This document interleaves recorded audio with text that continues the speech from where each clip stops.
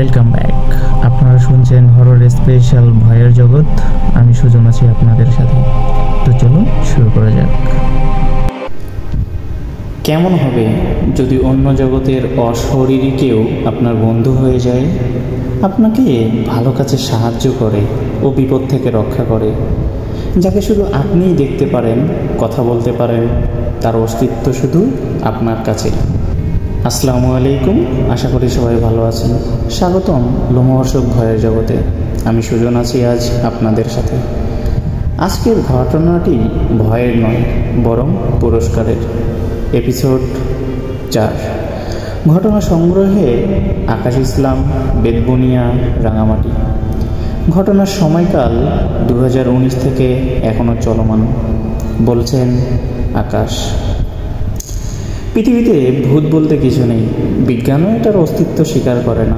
তবে একজন মুসলিম হিসেবে জিন বিশ্বাস করতে আপনি বাধ্য। মানুষের মাঝে যেমন ভালো খারাপ আছে, তেমনি জিনদের মাঝেও ভালো খারাপ রয়েছে। আমি আকাশ। আমার ঘটনা 2019 সালের ডিসেম্বরের কনকনে শীতের রাতের। মুসলিম পরিবারে জন্ম হিসেবে 5 ওয়াক্ত সালাত আদায় করতাম। সর্বদা সৎ পথে থাকার চেষ্টা করেছি। এশার আজান হলে মসজিদে যাই সালাত আদায় করতে। আমার বাসা থেকে মসজিদের দূরত্ব হবে 150 মিটারের মতো।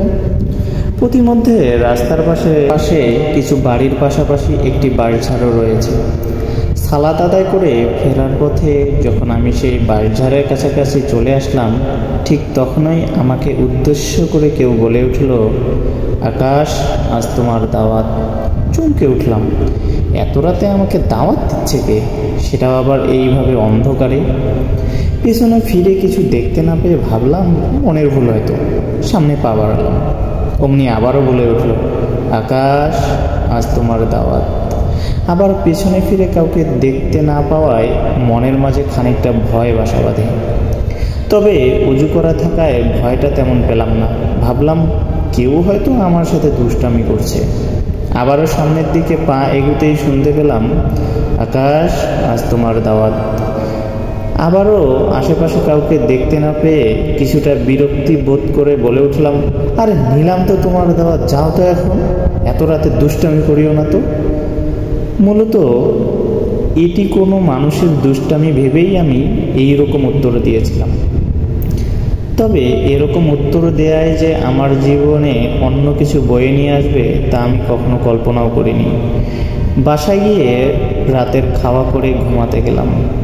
সময়টা ঘড়িতে না দেখলেও ঠিক মধ্যরাতেই হবে। প্রকৃতির ডাকে সাড়া দিয়ে ওয়াশরুমে গিয়ে যখন রুমে ফেরত আসলাম, তখন দেখি রুমটা আমার অসম্ভব ঘ্রাণে পরিপূর্ণ। এরকম ঘ্রাণ আমার রুমে ছিল না, বা এরকম মাতাল করা ঘ্রাণ আমি কখনো কোথাও পাইনি। ধীরে ধীরে রুমের ঘ্রাণটা আমাকে মাতাল করে দিচ্ছিল। এমন সময় আমার পেছন থেকে আবারও সেই আওয়াজ, আকাশ, সময় হয়েছে, দাওয়াত খেতে যাবে না? আমি পেছনে ফিরেই তাকিয়ে দেখলাম সাদা জুব্বা পরা এক পুরুষ।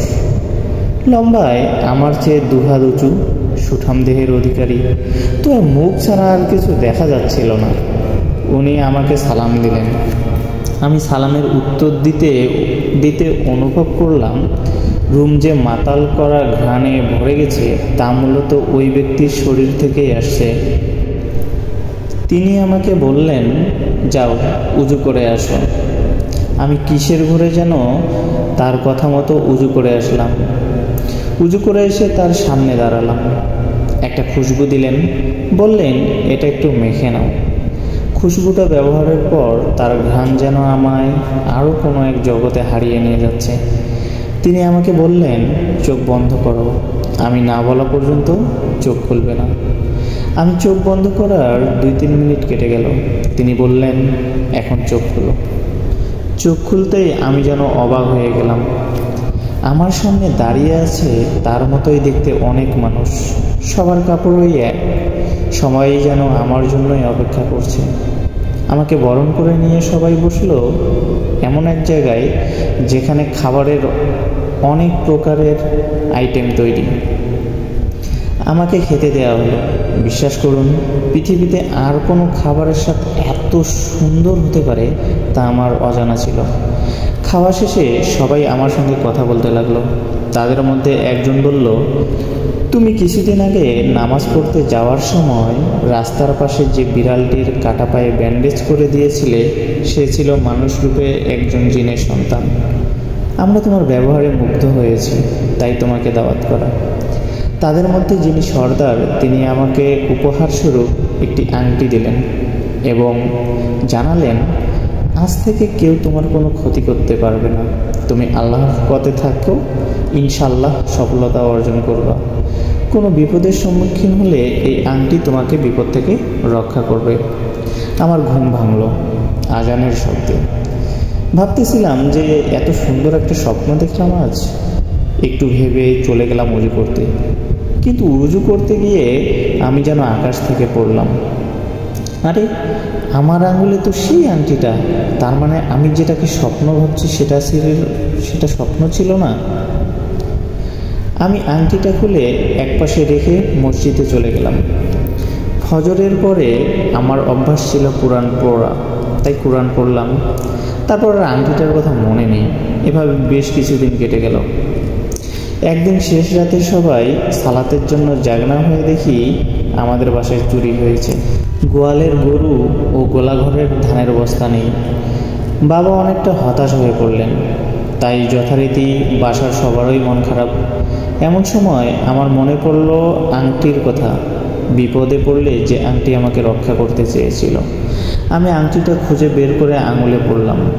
এসার পর রুমে ঘুমাতে গেলে আমার কানে আসে, আসসালামু আলাইকুম। আমি সালামের উত্তর দিলাম, ওয়ালাইকুম আসসালাম। আমার সামনে সেই ব্যক্তি, যে ব্যক্তি আমাকে দাওয়াত খাওয়াতে নিয়ে গিয়েছিল। তিনি বললেন, তোমাকে না বলা হয়েছিল আংটিটা পরে থাকতে? তিনি আমাকে জানালেন, আমাদের বাসায় যে চুরি হয়েছে সেটা পাশের গ্রামের এক চোর এবং সাথে জড়িত ছিল আমার চাচা। মূলত হিংসাজনিত কারণে তিনি এটা করেছেন। তিনি আমাকে আরও জানালেন চিন্তা না করতে, সব কিছু ফেরত আসবে ইনশাল্লাহ। এরপর সালাম জানিয়ে তিনি চলে গেলেন। এর পরের দিন সকালবেলা আমার চাচা ও সেই ব্যক্তি গরু ও ধানের বস্তা নিয়ে আমাদের বাসায় হাজির। এসেই বাবার পা জড়িয়ে ধরে ক্ষমা চাইলেন। আমি দেখলাম তাদের চোখে এক অজানা ভয়। বাবা তাদের ক্ষমা করে দিলেন। আরেকবার গ্রামের উত্তর দিকে শেষ বাড়িটার একটা ছোট্ট মেয়েকে জিনের আঁচড় লাগে। আমি সেখানে দেখতে গিয়েছিলাম। মেয়েটাকে উন্মাদ দেখাচ্ছে। তাকে ধরে রাখার জন্য দড়ি দিয়ে বেঁধে রাখা হয়েছে। দেখি আমার পাশে এই জুব্বা পরিহিত ব্যক্তি হাজির। মেয়েটির মাথায় হাত দিয়ে তিনি আমাকে কিছু পড়তে বললেন। আমি ওনার কথা মতো পড়লাম। মেয়েটি নিস্তেজ হয়ে মাটিতে শুয়ে পড়ল। জ্ঞান ফিরতেই সে মেয়েটি স্বাভাবিক আচরণ করছে। উপস্থিত সবাই ও আমি নিজেও অবাক হয়ে গেলাম।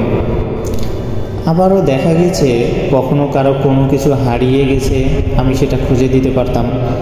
কেউ অসুস্থ হলে জুব্বা পরিহিত ব্যক্তির কথা মতো কিছু পরে পানিতে ফু দিয়ে তাকে খেতে দিলেই আলহামদুলিল্লাহ তিনি সুস্থ হয়ে যেতেন।